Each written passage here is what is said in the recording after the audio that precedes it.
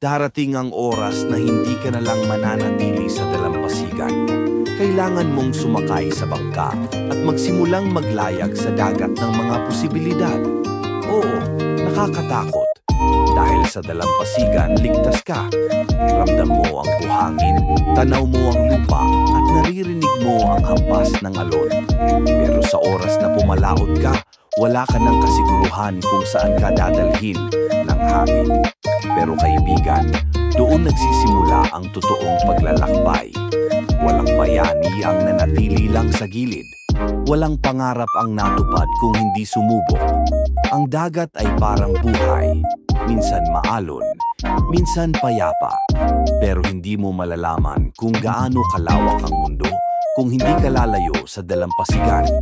Kaya kung ngayon ay may kinatatakutan kang simulan, alalahanin mo ito. Mas delikado ang manatili sa pampang kaysa subukan ng laot.